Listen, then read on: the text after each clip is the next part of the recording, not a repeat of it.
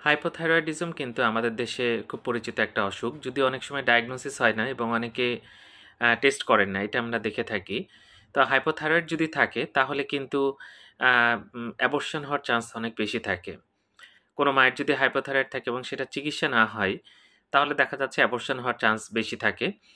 তবে হাইপোথাইরয়েড থাকলে বাচ্চা হওয়ার সম্ভাবনাও কিন্তু অনেকটা কমে যায়। ইনফার্টিলিটির কিন্তু একটা অন্যতম প্রধান কারণ হচ্ছে হাইপোথাইরয়েড। তাই থাইরয়েড মানে একজন যখন গর্ভধারণের কথা চিন্তা করবেন, তার থাইরয়েড আছে কিনা এটা আগে নিশ্চিত হতে হবে। এছাড়া যদি হাইপোথাইরয়েড থাকে তাহলে আ অ্যা প্রিম্যাচুরিটি হতে পারে। দেখা যাচ্ছে বাচ্চা কিন্তু নির্ধারিত সময়ের আগেই দেখা যাচ্ছে ভূমিষ্ঠ হতে পারে।